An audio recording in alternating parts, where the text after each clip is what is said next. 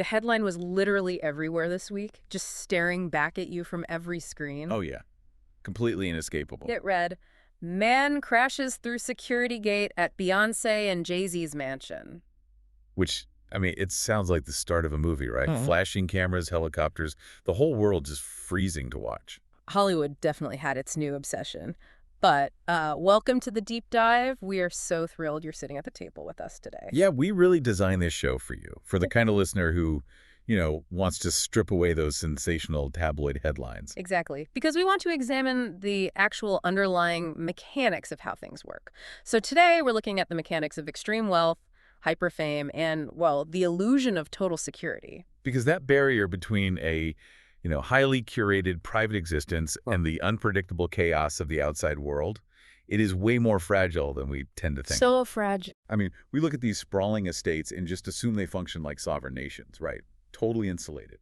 But a perimeter is really only as strong as its most vulnerable point of contact with the public. And that contact point was tested in two drastically different ways within a really, really short window. Like incredibly short. So our mission today is to unpack this chaotic 72-hour period in July 2026 for music royalty, obviously Beyonce and Jay-Z. And we've got a fantastic stack of sources to reconstruct this. We really do. We're pulling incident details from local police reports in the East Hampton Star. We've got some wealth and architectural analysis from Social Life magazine. We're also pulling on-the-ground concert coverage from the Griot. Right, and looking at some real estate security specs from Realtor.com and TMZ, we're going to look at two bizarre, contrasting security breaches. One involving a crushing mob of 10,000 people. And the other involving just a single confused driver in a Subaru. Okay, let's unpack this. We'll start with the headline event that completely dominated the news cycle. Wednesday, July 15th. Right. The location is the ultra-exclusive Georgia Pond neighborhood in East Hampton, New York. And the incident centers around a 63-year-old man from the Bronx. His name is Keith Webster. Okay. And according to the security personnel, the one stationed at the property's perimeter booth, Webster, was driving a Subaru up the private road at a really high rate of speed. And he never touches the brakes. Like, at all. No, just straight ahead. He drives the vehicle straight into the closed mechanical security gates of the estate, and the impact causes just significant damage to the checkpoint. Oh, massive damage. But, when you picture a property like this, I think it's tempting to use an old school analogy, like a medieval fortress with a moat and a high stone wall. Right, the castle on the hill. Exactly. But that doesn't really explain how modern security functions at this level. You have to think about how we secure digital networks instead. Okay, I like that framing. The property is like a secure local server, right? Hmm? The mechanical gate isn't just a fence, it's the outermost digital firewall. Right, it's designed to act as a router. It identifies and drops corrupted or, unauthorized data packets long before they can access the internal network. Yes. And in this case, the Subaru was a rogue packet that just crashed right into the firewall. What's fascinating here is how accurate that mechanical framing is for how security professionals actually design these systems. And the physical response to the crash really proves that the system worked. How so? Well, when the security team approached the vehicle, they didn't encounter, like, a tactical strike team or a violent stalker. Right. Webster complied immediately. When the East Hampton police arrived, they found him restrained and just sitting in front of his disabled car. Which, man, that forces the police into a really difficult operational space. Yeah, it really does. Because they have this massive property breach, but the suspect isn't acting like a threat at all. Exactly. And East Hampton Police Detective Sergeant Jennifer Dunn explained the mechanics of the arrest. They charged Webster with second-degree criminal mischief and third-degree criminal trespass. They had to impound the Subaru. Like, the police have to treat a high-speed gate collision as a crime first. Sure, they have to follow protocol. Right. But Dunn also provided crucial context. She noted that Webster wasn't making any threats. He actually appeared deeply, deeply confused by his surroundings. Wait, he was confused. Totally disoriented. He complained of physical pain from the impact and actually required transport to the Stony Brook East Hampton Emergency Department. Wow. Yeah, they had to get him medically cleared before he could even be processed. See, this naturally leads to the core mystery of the entire event for me. If he wasn't a crazed superfan and he wasn't an assassin, why did he hit this specific house? It's the biggest question. Right. Out of all the sprawling estates hidden behind all those tall hedges in the Hamptons, why crash into the home of Beyonce and Jay-Z? Well, to figure that out, investigators didn't just rely on witness testimony. They used the Flock license plate reader camera network. Oh, I've heard of Flock. That's everywhere now. It really is. For those unfamiliar, Flock isn't just a series of cameras taking static photos. It's this automated system, heavily deployed by affluent municipalities, that uses machine learning. Right. It logs everything. Yeah, license plates, vehicle make, model, color, even distinct features like roof racks. It creates this digital string connecting physical nodes. So the police can basically map out exactly where a car has been. Instantly. They can map a vehicle's entire journey through a town. And when they pulled the digital breadcrumbs for Webster's Subaru, the route was just completely baffling. It really was. It was this massive, looping, totally illogical circuit. The Flock data showed him entering the village of East Hampton early Wednesday morning. Okay. From there, he drives all the way out to Montauk at the tip of the island. Then he turns around, drives back into the village, and parks at Main Beach. Right. After sitting there for a bit, he drives back out to Montauk a second time. So he's just ping-ponging across the South Fork. Over and over.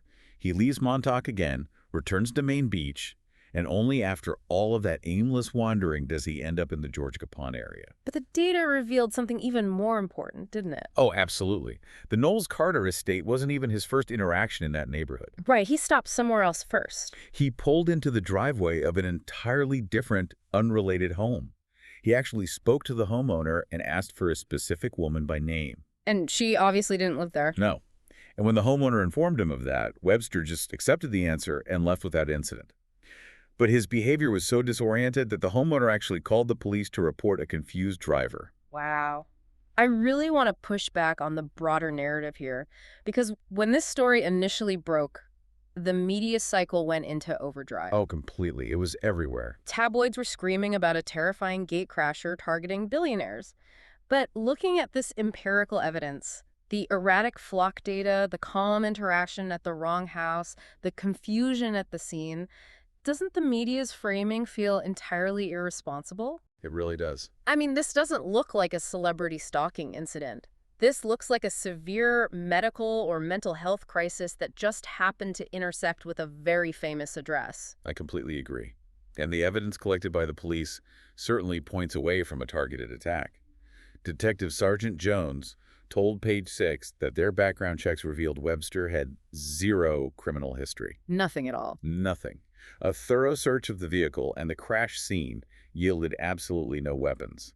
There were no manifesto documents. No threats against the family. No direct or indirect threats made against them at all. In fact, Webster never even mentioned Beyonce or Jay-Z. He likely had absolutely no idea who owned the mechanical gate he just drove into. Exactly.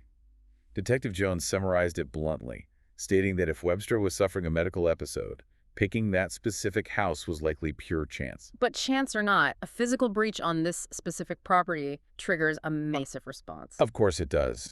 Because of the sheer scale of the asset being protected, and obviously the high-profile nature of the people inside, here's where it gets really interesting. Yeah, let's talk about the house. We have to examine the house itself because the specs we pulled from Social Life magazine's Celebrity Net Worth Hamptons edition are just staggering. The Georgia Capon estate is basically a masterclass in ultra-luxury real estate. The couple purchased the property in August 2017 for $26 million. It's a 12,000 square foot mansion, originally designed by the legendary architect Stanford White. And the land is incredible, too. Right. It sits on a 17-acre nature preserve, boasting 203 feet of direct water frontage. 7 bedrooms, 9 bathrooms, hand-carved, heated marble bathtubs. Just unbelievable luxury. But okay, the wildest architectural detail from the source material. A previous owner actually had the entire 12,000 square foot structure physically lifted and rotated exactly 90 degrees. Wait, really? Just rotated the whole house? Yes. Why? Just so the living room would face west to optimize the sunrise and sunset views over the pond. I mean, that perfectly illustrates the level of control available when resources are effectively unlimited. Right. When you have a combined net worth of $3.2 billion, physically rotating a mansion for better lighting is just a logistical line item. It really is. But that level of extreme wealth and visibility mandates a level of security infrastructure that most people can barely comprehend. If we connect this to the bigger picture, we need to look at their broader real estate portfolio to understand their overall security philosophy. Okay, yeah. Because the Hamptons house is just one node.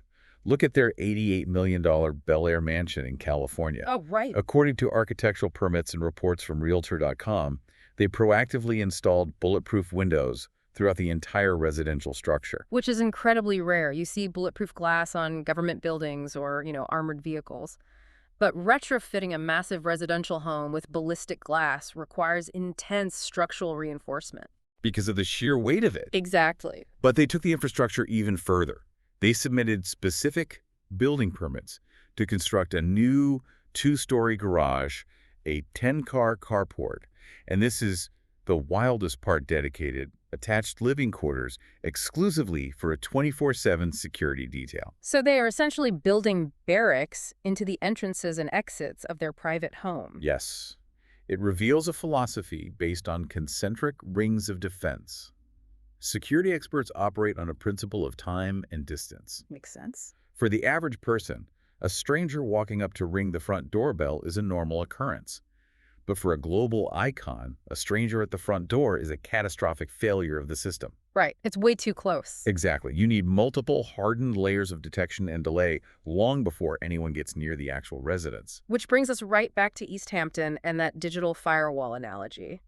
The mechanical gate that Webster hit wasn't just a decorative picket fence meant to look pretty for the neighbors. No, not at all. It was the outermost ring of defense. It was a hardened checkpoint, fully designed to absorb kinetic energy. It suffered significant damage, sure, but it stopped a 2-ton vehicle traveling at high speeds dead in its tracks.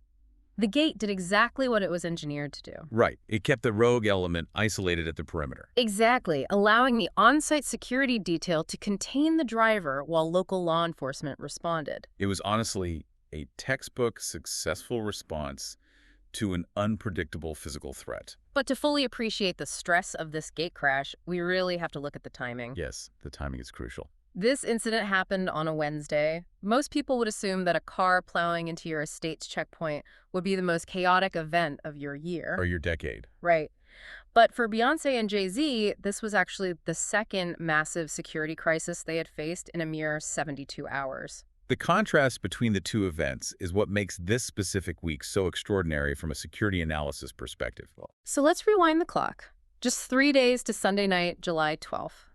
We're no longer in the quiet, secluded wealth of the Hamptons. We are in the Bronx at Yankee Stadium. A totally different world. Jay-Z is scheduled to perform the grand finale of a massive 3-night run. And the cultural weight of this event is just enormous. He's simultaneously celebrating the 30th anniversary of his seminal debut album, Reasonable Doubt, and the 25th anniversary of The Blueprint. And the demand for this show was unprecedented. It was billed as the extra innings finale. Right. But the sheer volume of that demand quickly mutated from excitement into a severe infrastructural crisis just outside the venue. According to police sources and on-the-ground reporting from Thigrio, a massive crowd surge occurred just outside the gates. It's terrifying. We're talking about an estimated 10,000 people suddenly rushing the security checkpoints simultaneously. To understand the danger here, we have to look at the physics of a crowd surge. It isn't just about people being trampled, though obviously that is a huge risk. Sure. When a crowd of that density pushes forward against a barrier, it actually behaves like fluid dynamics. The human bodies become compressed. Oh, wow. Yeah. The primary cause of injury or death in these situations is actually compressive asphyxiation. The pressure is so great that people simply cannot expand their lungs to breathe. That is just a terrifying scenario.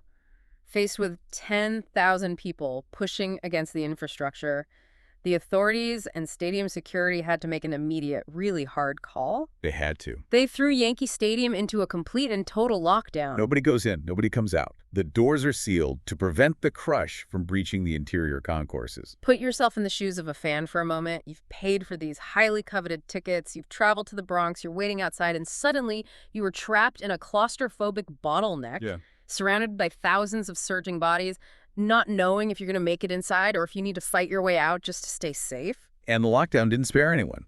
VIPs were caught in the exact same fluid dynamics as the general public. Really? Yeah. Reports confirm that massive celebrities, we're talking LeBron James, Charlemagne Ty, God, AP Rocky, They were entirely stranded outside the stadium as the lockdown held. The anxiety on social media was palpable. One specific account stood out, a mother who had flown all the way from Chicago. I saw that one. She posted on Threads that by 11:30 at night, despite holding valid tickets, she abandoned the event entirely.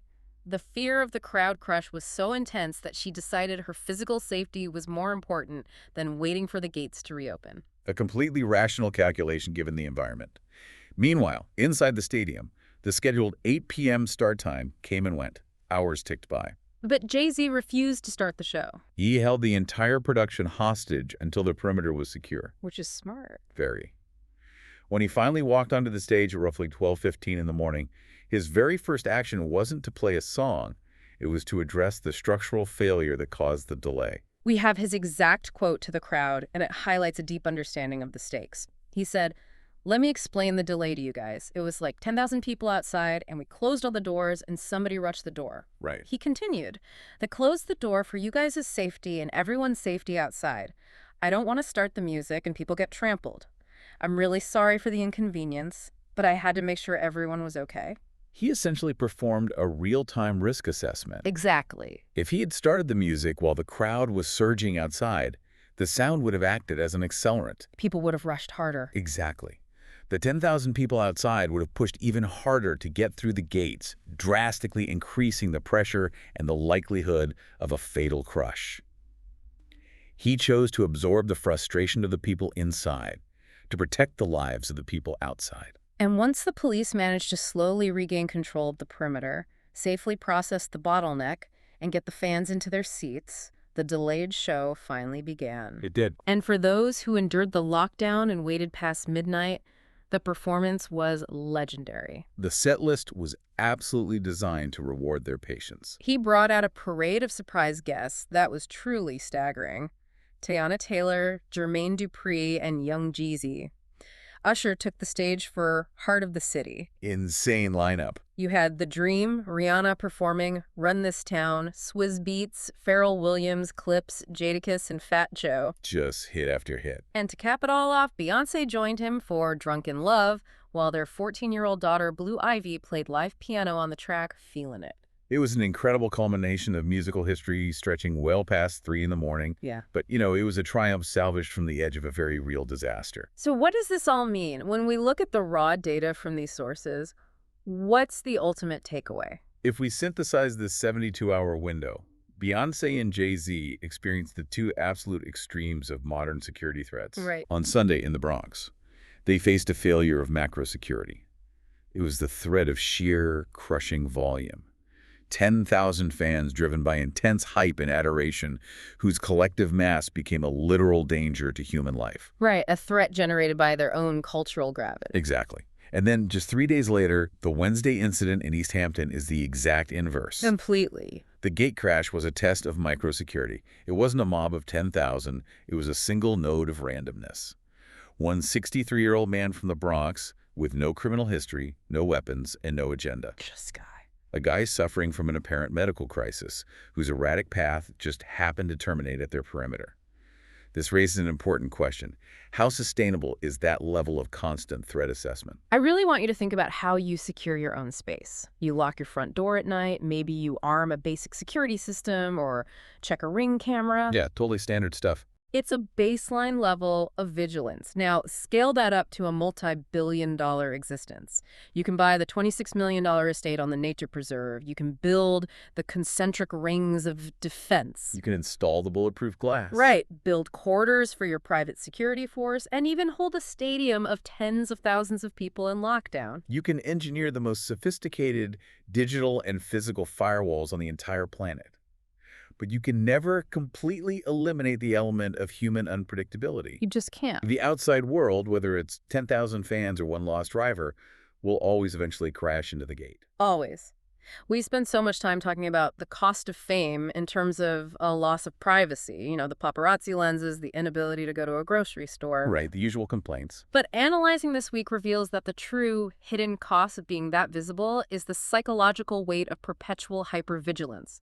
The threat matrix is just too wide. It covers everything. It ranges from a coordinated malicious attack to a completely innocent stranger who took a wrong turn while having a medical emergency miles away, and suddenly they end up smashing into your driveway, making global headlines before you even pour your morning coffee. It really highlights the ultimate illusion of control.